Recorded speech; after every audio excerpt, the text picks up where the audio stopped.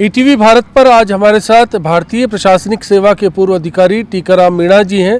मीणा जी ने केरल कैडर के रूप में एडिशनल चीफ सेक्रेटरी की पोस्ट के साथ साथ मुख्य चुनाव अधिकारी के पद पर भी काम किया है और अब रिटायरमेंट के बाद राजस्थान में हैं और समाज के लिए नई दिशा तलाशने की कोशिश कर रहे हैं।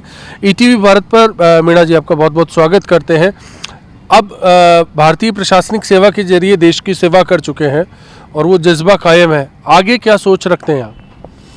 देखिए, मैंने 35 साल केरल सरकार में काम किया और विभिन्न पदों पर मैंने काम किया। इसके अलावा 13 साल मैंने भारत सरकार में भी विभिन्न पदों पे काम किया, इंक्लूडिंग डायरेक्टर रहा मैं प्राइम मिनिस्टर ऑफिस में, इकोनॉमिक एडवाइजरी काउंसिल में, प्लानिंग कमीशन में रहा भारत सरकार में और जॉइंट सेक्रेटरी रहा।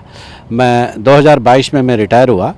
उसके बाद में मैंने डिसाइड किया कि मैं राजस्थान वापस अपने स्वदेश लौटूं और मेरी कुछ ख्वाहिशें ज़रूर है जो शायद अब मेरी दूसरी इनिंग्स में पूरा करने की मैं कोशिश करूंगा, क्योंकि शुरू से मेरा जो लगाव रहा है वो गाँव से रहा है और आम आदमी से रहा है। मैंने कभी अपनी पोस्ट को, अपने पद को कभी अपने सिर पे चढ़ने नहीं दिया, नहीं मुझे इस बात का अहंकार था।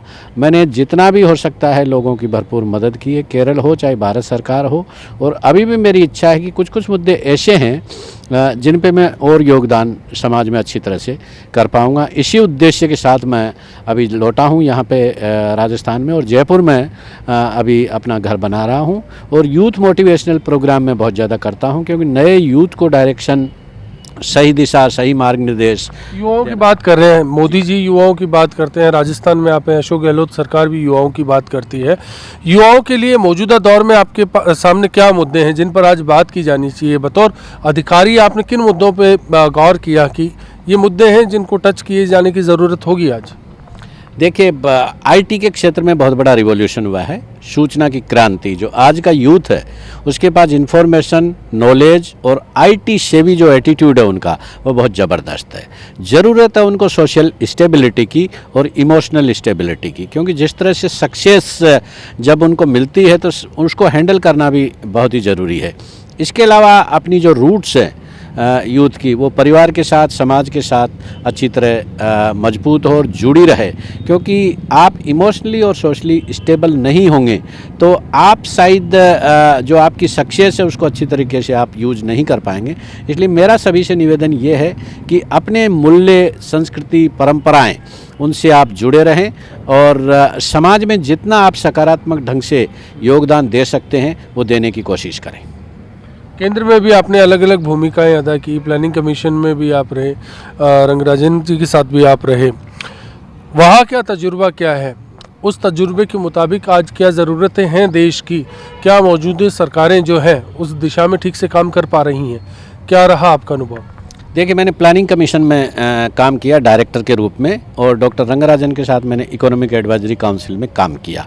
इकोनॉमिक एडवाइजरी काउंसिल में जब मैं डायरेक्टर था तो मेन मुद्दा हमारे सामने वही गरीबी, बेरोजगारी और जो असमानता के मुद्दे हैं वो पहले भी थे और अभी भी हैं, क्योंकि रीजनल इम्बैलेंस, जो प्रांतीय असंतुलन है हमारे देश में विकास का, इवन राजस्थान में भी कई हिस्से ऐसे हैं जहाँ विकास का भी विकास के जो चीज़ें हैं वो नहीं पहुँच पाई है। इसलिए रीजनल इम्बैलेंस जो मेन मुद्दा रहा है डेवलपमेंट में, कुछ क्षेत्रों में बहुत अच्छा विकास हुआ है, कुछ क्षेत्रों में नहीं हुआ है।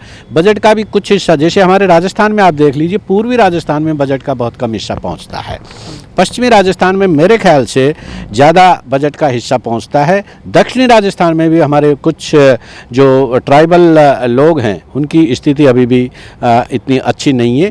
इसलिए गरीबी, बेरोजगारी और प्रांतीय असमानता, इनको दूर करना हमारी प्लानिंग का, हमारी योजनाओं का मुख्य उद्देश्य होना चाहिए। सरकार ने बहुत अच्छे काम किए हैं, लेकिन फिर भी ज़रूरी ये है कि अभी भी गरीबी रेखा के नीचे लोग हैं।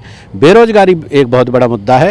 राजस्थान में दुर्भाग्य से जिस तरह से ये पेपर लीक के जो प्रकरण हुए हैं वो बहुत दुर्भाग्यपूर्ण है। ये हमारे युवाओं के लिए बहुत ही चिंता का विषय है, उनके भविष्य के लिए एक बहुत बड़ा खतरा है। इसलिए सरकार इस बात की सुनिश्चित करे कि पेपर लीक ना हो, और जब भी परीक्षा करवाई जाए तो उसमें फुल प्रूफ सिस्टम एक होना चाहिए। केरला मॉडल और राजस्थान मॉडल, केरला को कहा जाता है कि देश का सबसे ज़्यादा शिक्षित राज्य वो है, लिटरेसी रेट ज़्यादा है, तो वो अवेयरनेस उस दिशा में अगर मैं बात करूं, वो सिस्टम वहां पर क्या था और उसको अगर राजस्थान से तुलना की जाए, क्या खामियां आपको नज़र आती हैं? ऐसे में क्या आपके सुझाव हैं इसको लेकर? आपने बहुत ही सुंदर और ब्रिलियंट और रेलिवेंट क्वेश्चन उठाया, क्योंकि इसी पे मैं आने वाला था। क्योंकि केरला मॉडल ऑफ डेवलपमेंट जो पूरे वर्ल्ड में फेमस हुआ है, उसका मेन कारण ये था कि ह्यूमन डेवलपमेंट इंडेक्स HDI, उसमें 4-5 चीज़ें हैं जो आती है। एक तो लिटरेसी का लेवल केरला में 1980-90 के आसपास ही करीब 90% के ऊपर हो गया था। और जब मैं वहाँ सब कलेक्टर के रूप में मैंने काम किया मालापुरम ज़िले में 90s में, तब हमने 100% लिटरेसी कैंपेन केरला में चलाया और 90s में केरला 100% लिटरेट हुआ। इसके बाद में दूसरा मुद्दा था कि गरीबी, वहाँ जो पावर्टी की लाइन है, पावर्टी बहुत कम है, बिलो 10% आपको वहाँ मिलेगी। और कुछ कुछ डिस्गाइज्ड फॉर्म में ज़रूर है, लेकिन केरला में जो डिसेंट्रलाइजेशन प्रोसेस, पंचायती राज सिस्टम जिस तरह से मजबूत हुआ है और विकास के जो लाभ है वो ग्रास रूट लेवल पे लोगों पे पहुँचे हैं, उससे लोगों को बहुत ज़बरदस्त फ़ायदा हुआ। तीसरा जो इम्पोर्टेंट इशू है, हेल्थ सेक्टर में जो वहाँ प्रोग्रेस हुई है, डेवलपमेंट हुई है, सभी गाँवों में आपको पब्लिक हेल्थ सेंटर्स मिलेंगे। मैटरनल मोर्टेलिटी रेट और इन्फेंट मोर्टेलिटी रेट, जिसमें होते हैं शिशुओं की मृत्यु दर और माताओं की मृत्यु दर जो प्रसव के समय होती है, वो केरला में बहुत ही कम है। जबकि राजस्थान, मध्य प्रदेश, यूपी और बिहार, इनमें इनकी संख्या बहुत ज़्यादा है। इसलिए कभी कभी इन राज्यों को बीमारू स्टेट्स का वो दिया जाता है टैग। उसको मिटाने के लिए ये चीज़ें करना हमें बहुत ज़रूरी है। दूसरा एक और इम्पोर्टेंट इशू है, वहाँ जो ड्रिंकिंग वाटर सप्लाई का, सैनिटरी का जो सफाई वाला मुद्दा है, वो भी बहुत इंपॉर्टेंट है। एनवायरनमेंट के प्रति लोगों में जागरूकता और डिसेंट्रलाइजेशन प्रोसेस, जो विकेंद्रीकरण प्रक्रिया जो केरल में हुई है, वो पूरे वर्ल्ड में उसको सराहा गया है। सर, पेपर लीक पर भी आऊँगा मैं, क्योंकि अब पेपर लीक की भी बात आपने की थी। वहाँ क्या मॉडल है और परीक्षाओं का क्या तरीका रहता है? प्रतियोगी परीक्षाओं को लेकर राजस्थान का नज़रिया, अभी पूरे देश में राजस्थान सुर्खियों में। केरला का जहाँ तक प्रश्न है, मैं खुद वहाँ जो केरला पब्लिक सर्विस कमीशन है, उसके बोर्ड्स में निरंतर रूप से मैं मेंबर रहा हूँ। और वहाँ इंटरव्यू का जो लेवल होता है, इंटरव्यू की जो क्वालिटी होती है, इंटरव्यू की जो इंटेग्रिटी होती है, उस पर कोई कॉम्प्रोमाइज़ नहीं किया जाता, कोई पॉलिटिकल इंटरफेरेंस नहीं होता। हमने खुद देखा, ऐसे ऐसे बच्चों को हमने सेलेक्ट किया जो बहुत ही गरीब परिवारों से आते थे। इसलिए पैसे का प्रभाव, पॉलिटिकल प्रभाव, धन का प्रभाव, ये चीज़ें हमारी परीक्षाओं की जो इंटेग्रिटी है, उनकी सत्यनिष्ठा है, उनकी न्यूट्रलिटी, उन पर बड़ा प्रश्न चिन्ह लगाती है। हमको केरल कि पब्लिक सर्विस कमीशन से हमको सीखना चाहिए, क्योंकि मैं उसका हिस्सा रहा हूं। और मैं ये कह सकता हूं कि केरल का जो पब्लिक सर्विस कमीशन है, उसकी जो सिलेक्शन प्रोसेस है, रिक्रूटमेंट प्रोसेस है, उसकी पूरे देश में सराहना की गई है। हो सकता है कुछ छिटपुट घटनाएं हो गई हो, लेकिन फिर भी वहाँ का जो सिस्टम है वो बहुत फुल प्रूफ है और बच्चों में उसके प्रति उसकी क्रेडिबिलिटी के प्रति उनका ट्रस्ट लेवल बहुत ही हाई है। चुनावी साल है, राजस्थान में स्थानीय युवाओं को भर्तियों में तरजीह देने की बात हो रही है। दूसरे राज्यों का उदाहरण दिया जा रहा है, चाहे साउथ के दक्षिण के राज्य हो या फिर सुदूर बिहार, यूपी की बात हो, स्थानीय युवाओं को भर्तियों में तरजीह मिले। इस सिलसिले में आपकी क्या राय है? क्या ऐसा किया जाना चाहिए? इसमें तो देखो कोई डाउट ही नहीं है। Sons of the soil policy सभी स्टेट्स अपनाते हैं और सभी राज्य अपने अपने राज्य के युवाओं को ही प्राथमिकता देते हैं। लेकिन संविधान में व्यवस्था ऐसी है कि कानूनी रूप से आप कभी कभी उनको बिल्कुल डीबार नहीं कर सकते।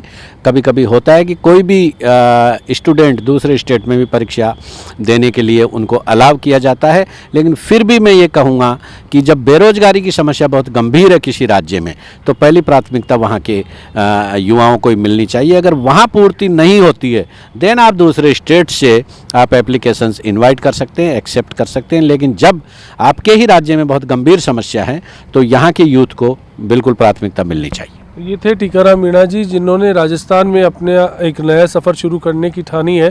केरला से राजस्थान आए हैं और समाज की सेवा करने के लिए अब नई पारी का नया सिरा खोज रहे हैं।